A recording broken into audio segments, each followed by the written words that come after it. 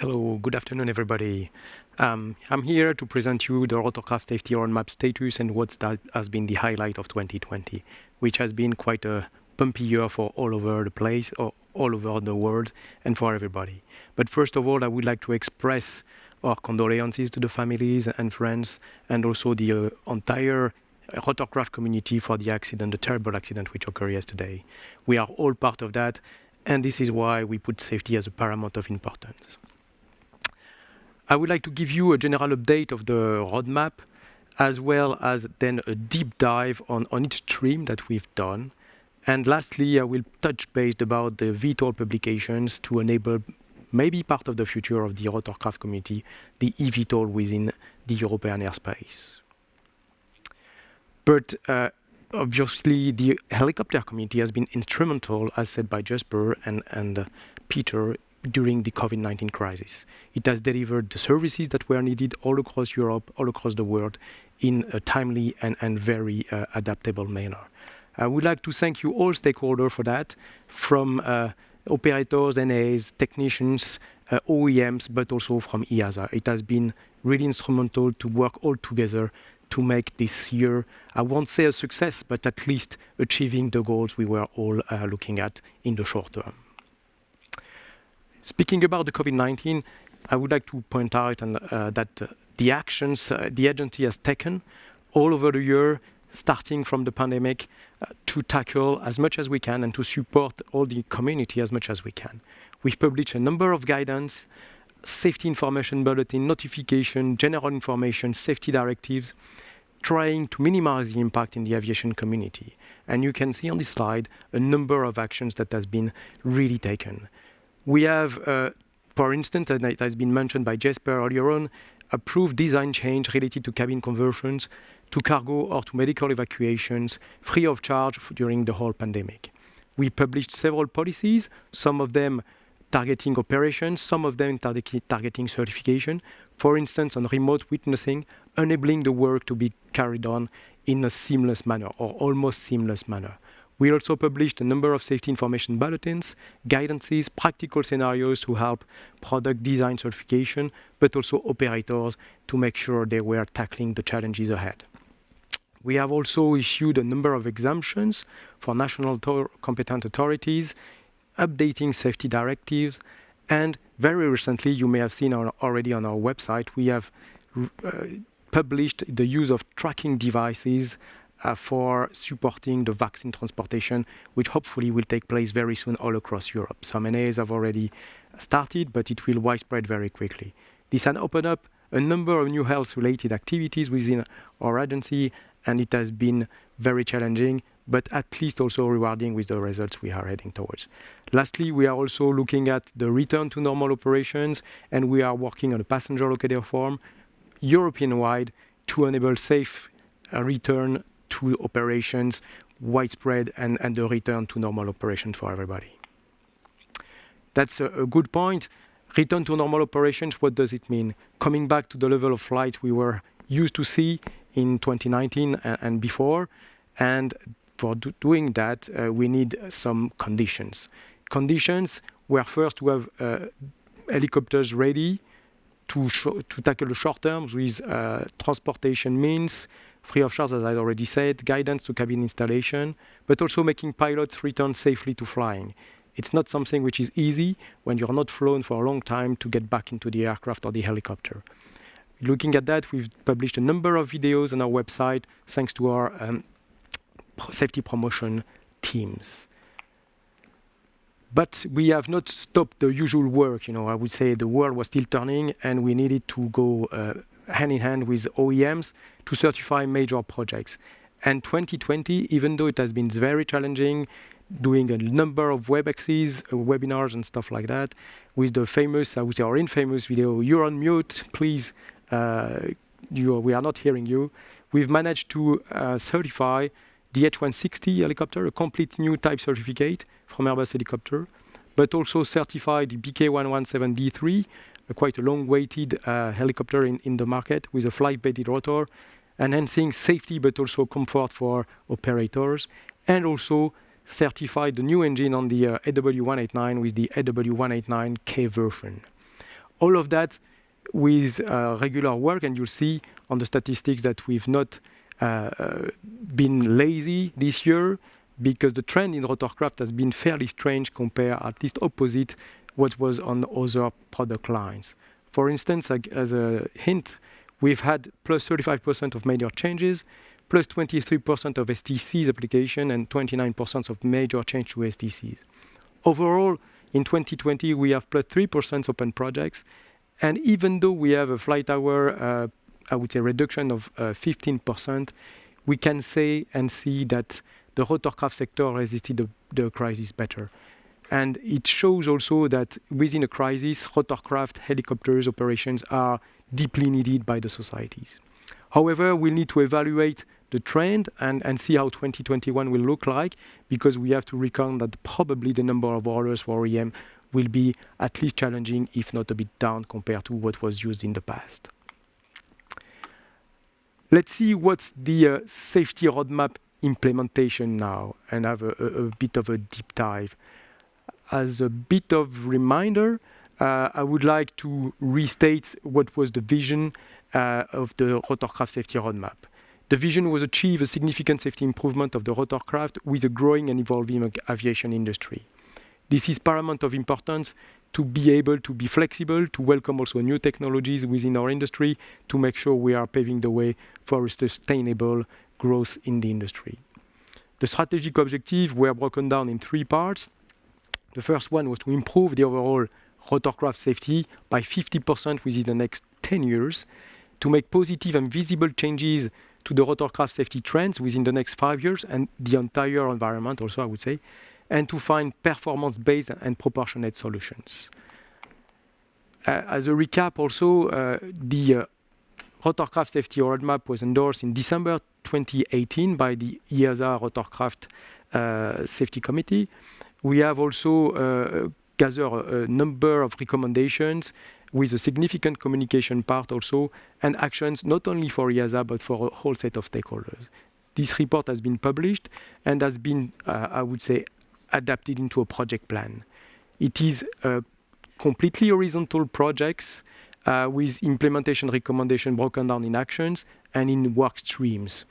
And each of work streams do have objectives and deliverables that are, I would say, smart as it should be. Here we are today on the timeline. We are end 2020. We have 5 years to go to show, 3 years to go to show tangible results, and 8 years to go, I would say, or even a bit 9, to achieve the full objectives we were setting in between. Now, we must reckon that the COVID-19 crisis had an impact on the rotorcraft safety roadmap.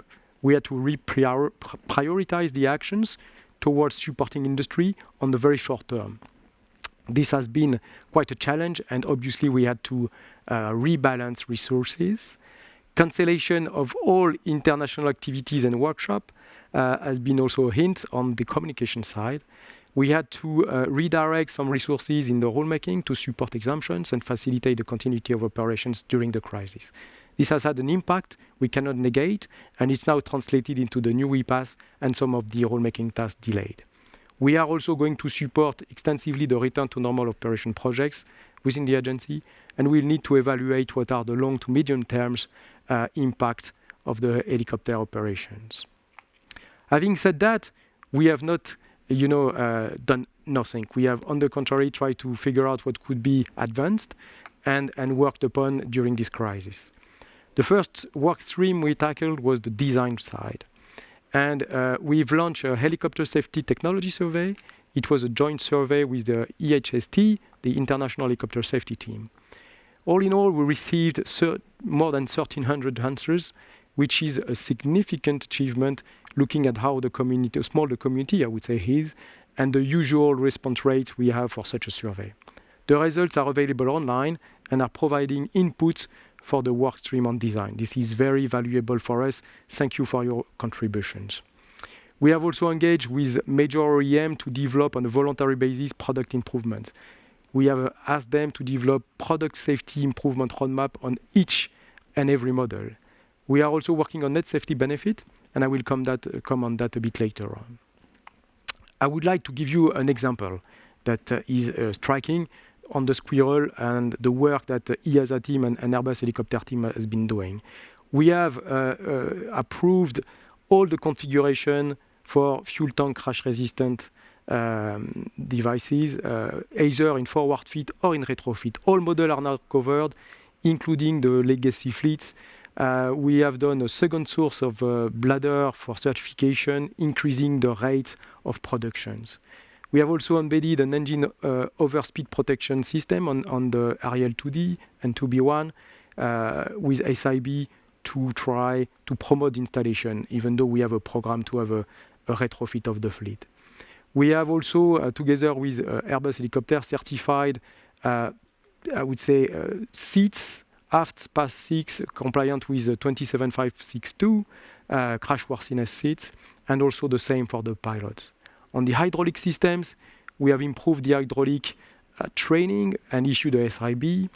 We have improved the dual hydraulic architecture. We have approved also new accumulators and increased the pressure on single hydraulic, which is still on the feasibility phase, but we are working very hard on that to improve safety at the end of the day. Other actions are in the pipeline, like approving affordable autopilot via STCs or alerting systems, main rotor strike alerting system, lightweight recorders to improve even further in the years to come. We have also promoting technology with safety benefits. We are going to introduce proportionality in initial airworthiness, especially in the CS-27, where it is lacking compared to small aeroplane with the CS-23. We are reviewing, and we have reviewed technologies that are available that may bring operational safety benefit and promote the voluntary retrofit installation of these systems and equipment in the fleet. And this is hand in hand with the Part 21 Lite, the rulemaking task 0712 on proportionality in CS-27, CS-10 upgrade that are ongoing, especially for the lower-end helicopters, to embody some changes in a much streamlined manner. We have also had some discussion and study on with OEM and LR on what are the technologies that would be very much beneficial in the future. We have lastly published some articles on flight data recorder and SIB to promote installation on small rotorcraft. Please, if you are hearing me, install that. It's paramount of importance to get the lessons learned out of that. We are also modernizing the CSE, so the requirement to design helicopters, with regular update, for instance, on ETSO, to remove some regulatory burden on the validation of FAA TSO by EASA and vice versa. And it is increasing the cost effectiveness of the compliance demonstration, easing the embodiment of equipment in the aircraft. We have updated the AMC-20 to face new threats that has been identified since a couple of years on aircraft cyber security, and we have done that in a transparent but also in I would say proportionate manner from distinguishing between CS-27 and CS-29. We have done a regular update of a further nature. We have also had the CSMMAL update and a first that was published this year, the CS maintenance certifying staff data, which is going to be into force or is into force right now. Here you can see all the rulemaking tasks that are affecting the CS-27-29. I will not deep dive into detail. You will be able to review them back on the publication, on the videos on our websites.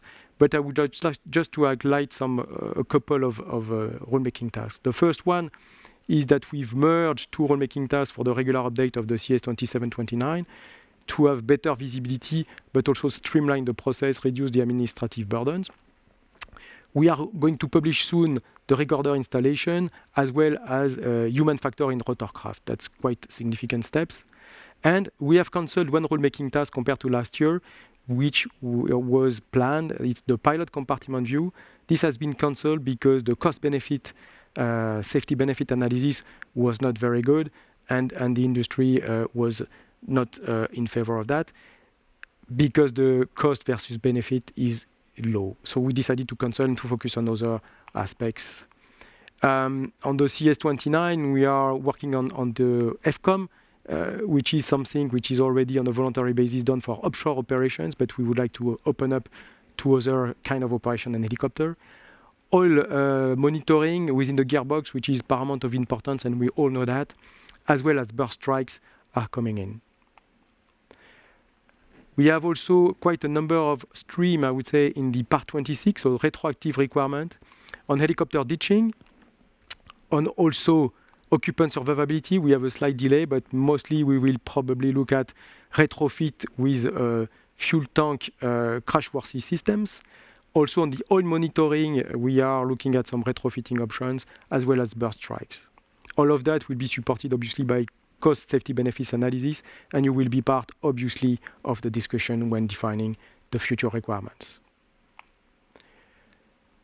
We have another stream which is training safety. This one is a very big part of the rotorcraft safety roadmap and an area where we have quite a number of significant improvements we can do all over the place. To do so, we have created in 2020 the helicopter group of NAAs, and that's the first. We have started working with the NAA on some action of the roadmaps. We had a kickoff meeting before the pandemic, a live one in February, and working meetings afterwards, obviously via digital and virtual environments, but committing to review what can be done within the training area to improve safety. In parallel, we are promoting new technologies in the area of training, and they are quite a very promising one, which is virtual reality simulator. We have included in the RMT 196, the Work Package 3, virtual reality simulator for rotorcraft, VTOL, and other powered lift. And the terms of reference has been published. The group is completed now, and we will start the work very soon. We have also reviewed the PPLH provision and the helicopter instructor certificate so that we could improve the requirement in this area, and we'll come on that a bit later on. Training is a number one priority. 20% of the accidents occur during training, and so it has been a challenge to review what can be done. We have the NPA published on the RMT 0678 on the revalidation requirement for PPLH. We are asking a bit more than before because the famous 2 hours were definitely not sufficient. And it has come back from the rotorcraft safety roadmap teams that identify these drawbacks. We have also created a new subtask of the regular update for the FCL to include a limited number of non-controversial recommendations that were stemming from the General Aviation and Rotorcraft Safety Roadmap. This is the RMT 0587, and we are committing to implement that fairly soon. Lastly, we are also addressing the helicopter instructor qualification process in view to introduce some enhancement and the concept of alternate to the traditional process we have right now. This is dealt with in the RMT 0194. Still on training safety, we have republished the helicopter flight instructor guide. It's the revision 3. Now it's a rebranding. It's a Together for Safety branding hosted by EASA. We have corrected a number of typos and also improved the format so that it can be better used in the field. We invite you to further improve the content on the practical threat error management and on other subjects you may wish to see in this flight instructor guide. This is very important for people to get a reference book to see how we are heading.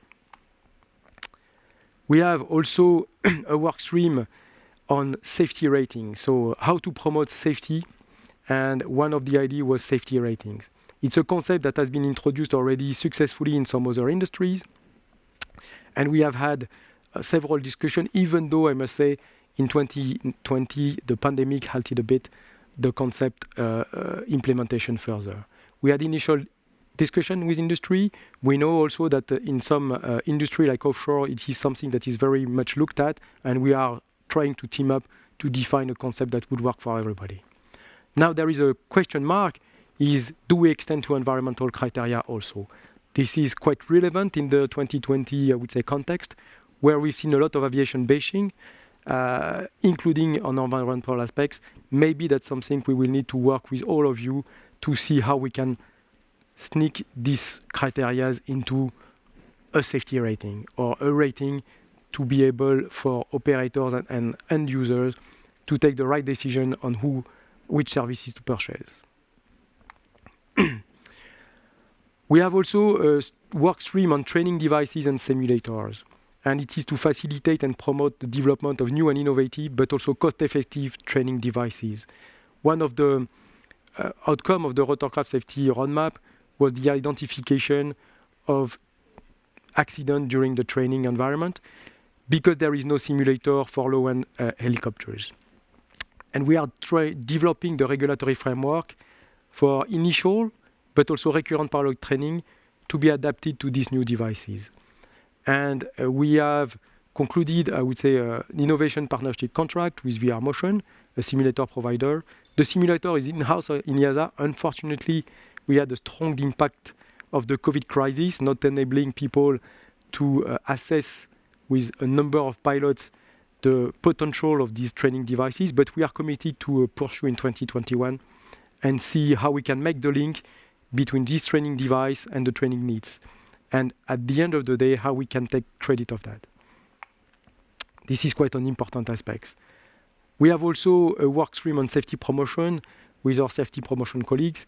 You may have noticed, I hope so, that the Rotorcraft Safety Together for Safety community website has been launched with a number of material posted, 1 poster, 8 videos, 18 articles. By the way, on some videos, we have over 400,000 views, which is a significant achievement of the community. And obviously, we are going to carry on the work in 2021 with quite an exciting program that you will see on this community website. So please have a look on a regular basis. You'll find lots of information that could be useful for you. Peter spoke about it, and it was the working on simplification. One of the aspects was the administrative burden for small helicopter operations. So the focus was on ops and aircrew rules. We have signed a contract for a study, which was concluded last month only. And it was following in-depth interviews of NAAs, but also small helicopter operators, and ended it with some recommendation to change some of the regulatory framework. The final report is there. It will be shortly published, if not in the last couple of days, and we'll see how the recommendation could be best translated into actions via what we call the BIS, Best Intervention Strategy, and then kick in the rulemaking program and the EPAS in the years to come. But that's something we recognize is very important, trading administrative issues with more safety-related tasks.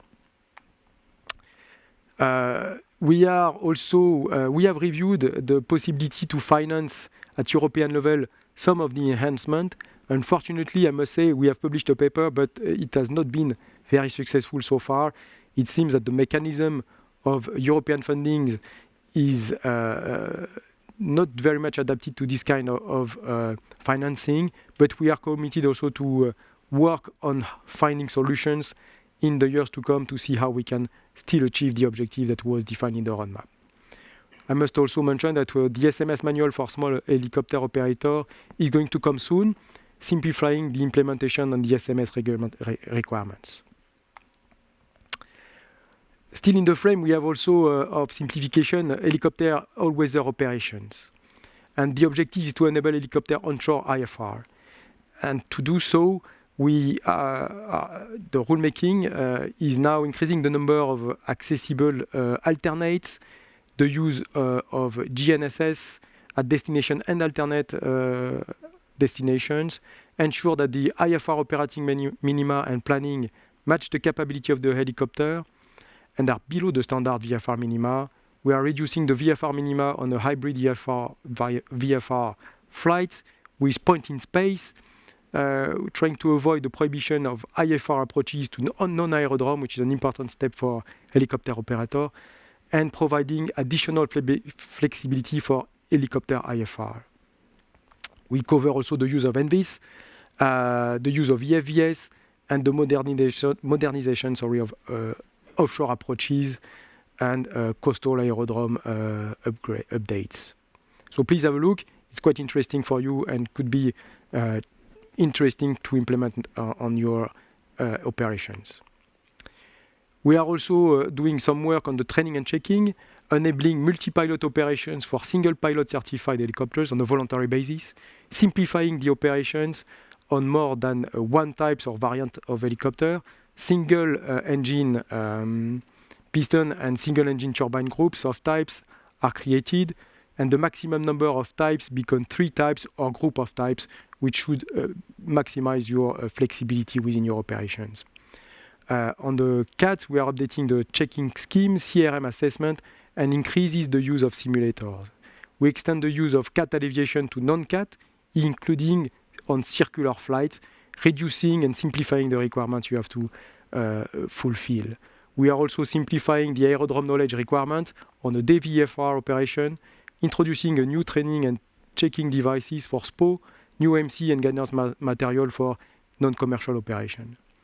On the non-commercial operation also, we are introducing a policy for crediting or training delivered by other person or organization. So as you can see, comprehensive set of measures to simplify your operations.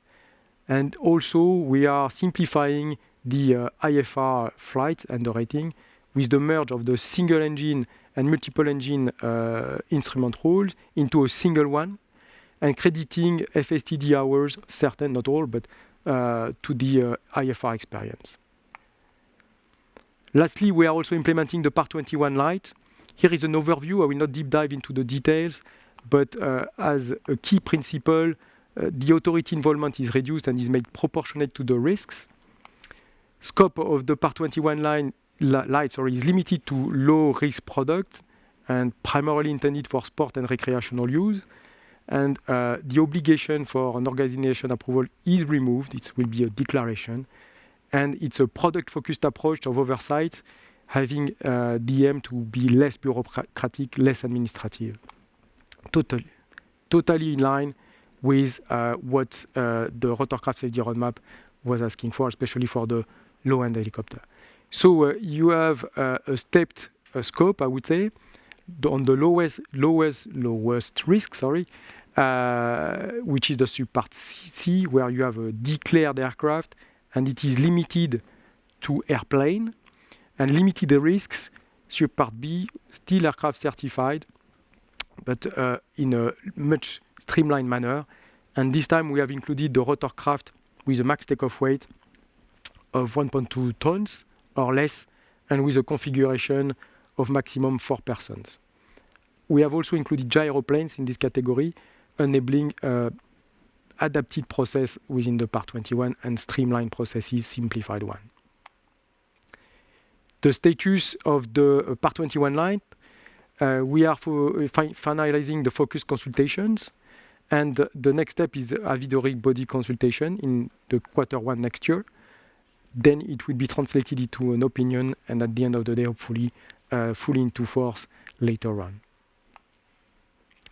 Here you have a snapshot of the Rotorcraft Safety Roadmap progress.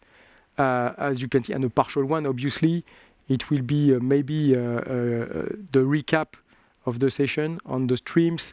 One stream has not been mentioned, has been the safety risk portfolio and the data analysis, but we are working on that. It has been a bit impacted towards the COVID-19, redirecting the analysis towards COVID-19 specific risks, but we are now back into the Rotorcraft specific data analysis, which are being consolidated in a safety risk portfolio within the agency that is going to be shared with the Rotorcraft community a bit later on, probably next year. I would like now that we make a 360-degree status of the Rotorcraft Safety Roadmap, and as you can see, we've been working quite hard, even though the conditions were quite difficult for everybody, to tackle also a quite significant piece of work we've done this year, and it is the hybrid and electrical VTOL. On the COVID impact on the eVTOL, obviously we can probably say that in some instances it has been positive as strange as you can say. For startups and new companies, they are able to access aviation resources much easier than before, and so enabling a better quality within their design organizations. The number of projects in development are still high, even though not growing as fast as the last couple of years. And on the funding, it may become more difficult, will be probably limiting the number of new projects in the future, but will also probably induce a consolidation of the most robust projects all over the place. All in all, it may accelerate the natural selection, I would say, of projects that will end up on our desks and may end up, obviously, in operation later on. 2020 has been quite a significant milestones, and we've published a number of special conditions and means of compliance for a number of domains. We have published a special condition in January 2020 on hybrid and electric propulsion systems. It has been on consultations. We are consolidating the command response documents. We have published in May 2020 the first set of means of compliance, the phase 1 for the eVTOL, the VTOL special condition. We have also published in May 2020 a special condition on gyroplane, also with combining road use for a specific product, but on gyroplanes could be more general. And obviously, you've seen hopefully the videos before that in December, right now, a couple of weeks ago, we've published some videos on the eVTOL means of compliance phase 2 that will be published formally next year. And I must say, the slide is already outdated. When I wrote them, it was 1,400. We are actually 1,800 registration right now, and I must thank you for this quite successful attendance. What is coming next? The final publication of the special condition on hybrid and electrical propulsion associated with the command response document. The final publication also of the means of compliance phase 1. The publication for comments for the means of compliance phase 2. We are working on the phase 3 already for the next symposium. And obviously, we are not working alone, but we have teamed up with EuroCAE for a number of standards where we are all part and working very actively on. And 2021 will be quite a significant year in terms of publication. We expect to have 23 standards, EuroCAE standards published in the eVTOL domain. And we must recognize this is a very significant industry and EASA effort. EASA is present in all the working groups around the place, and it is quite a challenge to keep pace, but also reach consensus standards, you may know the process, in a streamlined manner. We are committed to do so in the years to come to enable the eVTOL industry to flourish. Now, maybe a last point. We recognize the COVID-19 crisis as an impact on everybody, including EASA and the certification directorates. And we have decided to reorganize a bit the certification directorate within the agency. Why? First, to have a better management of expert resources. We need to achieve critical, I would say, size of resources per product line to enable a good spread of resources all around the places, especially in some panels, which were critical to answer our customer and to fulfill the needs of our applicants, customer at the end of the day. We also recognize that with the pandemic and even before that, we need to really find out what are the best synergies, streamline our processes, and provide the leanest and mostly simplified way of working. And we've noticed that between general aviation and VTOL, there are very common problematics. These problematics, instead of being tackled separately, are going to be tackled now under one umbrella to maximize the efficiency and the talks between the two communities. We are also to recognize that we need a leaner organizational structure with a reduction of overheads, but also protection of technical resources. And this is in line with the COVID impact, and we have had all along the place for the agency. We also recognize that we have to be better in our policies, and we want to reinforce the management of the policy development all across product lines, trans agencies. For that, you see we have created a specific department. And lastly, we recognize that we have to be a bit better in standardization and in knowledge management of our resources, keeping in mind also that we have probably a reduced resources in the years to come, not only due to retirements that are coming very soon, and we have quite a wave coming in, but also, having a COVID crisis, which is going to be lasting quite a long time in our industry, at least in the budgetary side. We need to adapt and be better prepared to the future. To do so, you can see here the new organization. Basically, the biggest changes is the merge between General Aviation and VTOL into only one department, and the creation of a department which is now called Policy Innovation and Knowledge within the organization. So it will not change fundamentally your interface. You will still have a large aeroplane department dealing to all large transport aspects. Now you will face a unique face, I would say, on General Aviation and VTOL, and I have the great pleasure to take on board this department with quite a number of challenges ahead, because as you can see, it will be handling products from business jet, so CS-25, small airplane, balloon and airship, and we have some fancy projects willing to go in the stratosphere in this area. Heavy rotorcraft, medium and light rotorcraft, VTOL, and also the drones, UAS, are going to be within this department. We have still keeping the design organization, obviously a department which is not changing, having the ETSO in the scope, and on the propulsion, environmental and propulsion systems, the sections has been renamed to better match the product lines, aircraft product lines, and we will have one section dealing with large engines for large aeroplane, and the sections dealing with all other kind of propulsion systems that are mostly fitted for General Aviation and VTOL rotorcraft, including eVTOL. Lastly, as I said, we want to reinforce the policy and implementation of knowledge within the organization, and for that we will have a dedicated department which will be in charge of the development of all policies, trans-product, but also product-related policies to ensure a streamlined process and a fully coordinated process, as well as knowledge management, which is a paramount of importance for aviation industry, for all of you, and also for us, to be sure we do not miss any safety issue within the regular certification process. Lastly, we have also the chief expert and chief PCM. You may have already faced them, that are going to be within this department and functionally reporting to the chief engineer, who is going to be, as you can see, Alain Leroy, replacing Pascal Médal, who is leaving us, retirement, at the end of the year. This organization will be implemented fully 1st of January, or I would say 4th of January, when we are all coming back from after the Christmas break, and will be tackling the challenges in 2021 and beyond together with you. I would like to thank you for your attention.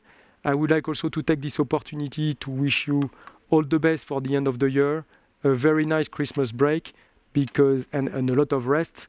This year has been a bumpy ride for everybody, with need to show how much we could adapt ourselves, adapt our organizations, adapt our way of working quickly, facing quite a very large pandemic and crisis.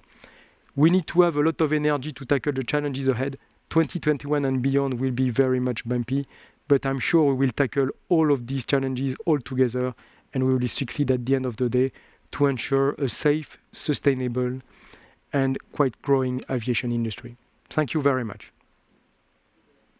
Unbelievable. After 10 weeks of not flying, it's the first day I'm flying again. The coronavirus disease. But before we get started, let's unpack the helicopter first. So many things have changed since then.